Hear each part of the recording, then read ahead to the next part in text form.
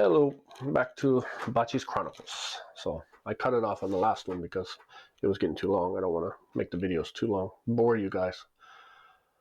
So talking about the ship stores and stuff like that. I remember one time the ship stores, they have a lot of snacks, ramen noodles, things like that, just to get you through, because if you don't like what the cafeteria is serving, or even if the ships haven't replenished yet, the ship stores foods go quick.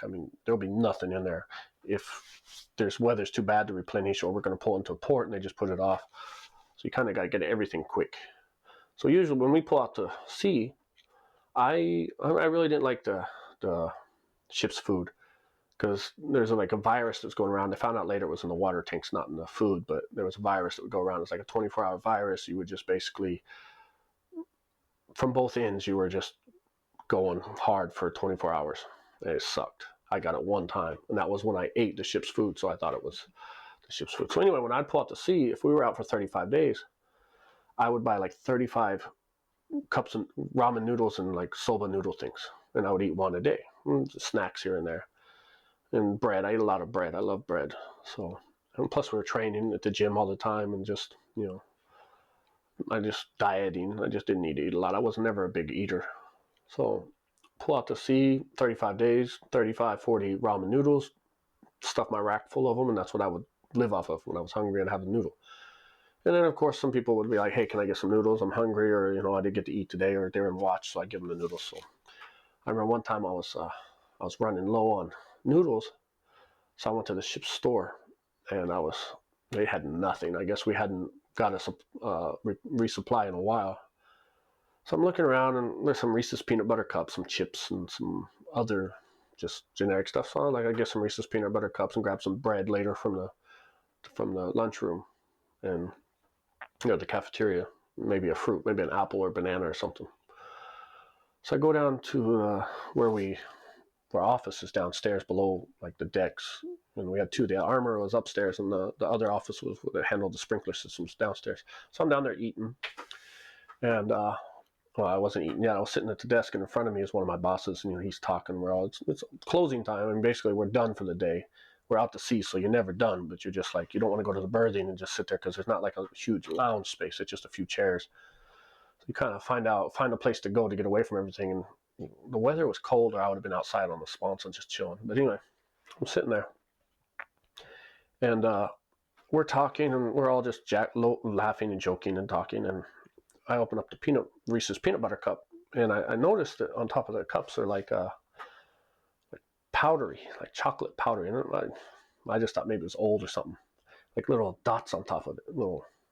I didn't know what it was. I just didn't think about it. I was hungry, didn't think about it. So I'm talking to the boss, and I take a bite, and it tastes horrible. It's just like weird.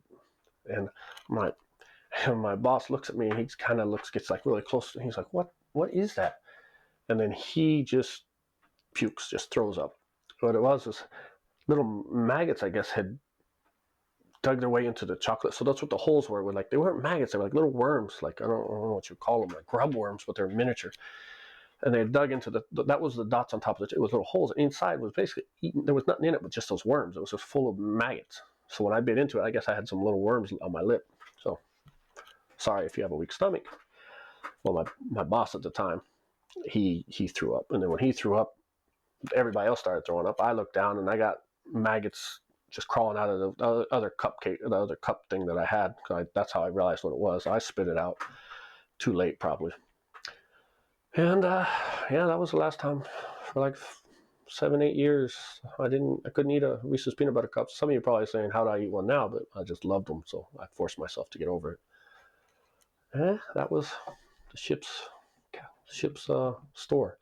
Yeah, you had to be careful. You never know how long it's taken that stuff to get there, how long it's been there. Storage and stuff. Yeah, it was pretty gross. So, let's see. I'm running out of military stuff. So military side of things is almost over. I've traveled a lot, seen a lot, did a lot. Oh, okay, here's one. Clinton, when he was president, he was coming to our ship to do a speech about for re-enlistment, or for what do you call it, re-upping, second term of presidency, whatever you call it. So he's coming to get the military support. So he came to our ship, and because we are gunners and weapons, we have weapons on the ship. The Secret Service had to, of course, make sure we were okay. So a week or 2 weeks before Clinton came, the Secret Service came, and they were interviewing us and talking to us like who was going to be on duty that day, kind of things. I remember they asked my gun boss, the gunner, like, what's the quickest way in case of emergency to get from the flight deck to the hangar bay, which is the hangar bay is in the middle of the ship where you can get off of it. And my gunner was like, we'll take the escalator. These guys got so mad at him. This is not a joking matter. This is national security. You have the president of the United States coming. My gunner looks at him like, what are you talking about? He's like, this isn't the time to make jokes. And he's like, I'm not making a joke. There's an escalator right out, which there is. There's an escalator right outside the door. It doesn't work. I never seen it work. They never had it moving, but it's a straight stairwell that went down like 6, 7, or more than that, probably 8 flights. I mean, it's just a huge, long escalator. So, they took it serious that he was joking about national security, which he wasn't. It was a serious answer. Take the escalator, just walk straight down. It's the quickest way back to the flight deck, or to the hangar bay. So that kind of blew over. They apologized, and they thought it was a joke, blah, blah, blah. So then these guys had to kind of hang out with us to see who we are and stuff. So the first 4 or 5 days, it was, you could tell you were being interviewed secretly, like not obvious. Then they say, oh, so who did you want to win the presidency last time, or so how did you hear what Clinton's doing about this bill or whatever? And of course we just, oh yeah, it's great. I think it's a great idea. Oh, of course Clinton, he was of course the one we voted for. And none of us voted for anybody, I don't think. But you had to show to them that you were not a threat, or that you believed in the presidency and that you weren't a fear. So after the week or so that they were with us, the last day before this all went down, they were more laid back. They knew who we were. They picked who they wanted to be involved in it, things like that. So they knew who they could trust. And so we're all out and stuff. And you could tell that they were a little more lenient, and they were being more open about their feelings about certain parts of the Clinton. I don't want to go into details, but, not everybody's liked, how it is. So the next day, Clinton came, and his wife, Miss Clinton.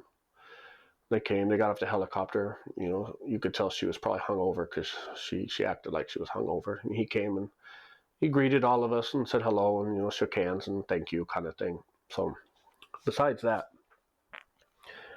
when you see a president doing a public speech or something like that, you have no idea what's going on in the background. It is amazing.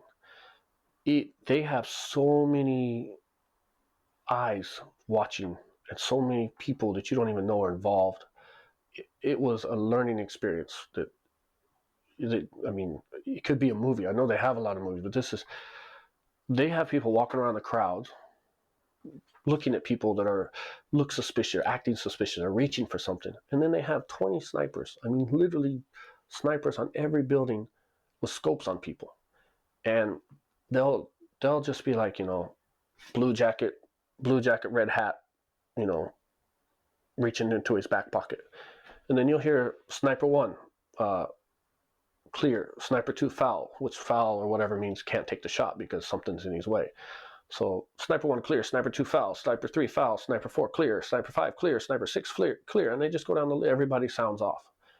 And then you'll hear somebody be like, stand down. It's just a pack of cigarettes, stand down. Yellow jacket, white shirt, blue pants, green shoes. Sniper 1 clear, sniper 2 foul. And they just do this all day. It's just repeatedly.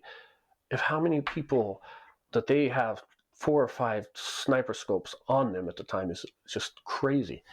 It actually scared me. I started to tense up and not wanting to move my hands or, look anywhere, because I could hear everything that was going on with these guys and what they were doing. It was crazy to see how they handled it, and how it was like a very well-oiled machine.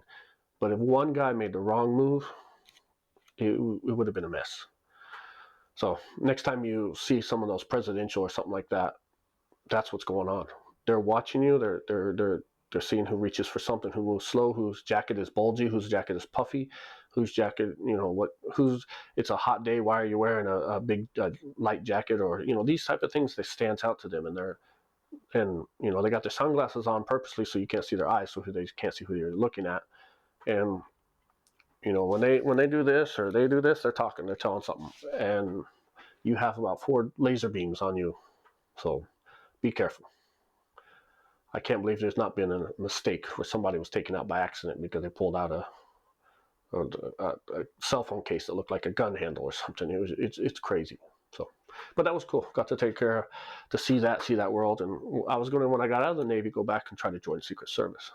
And I mean, they had told us that we could, if we could apply and stuff like that, but I stayed here. So, I think that's pretty much about it. I think it's time to get out of the military and go on to the next stage, which is staying in Japan. So stay tuned. Talk to you later.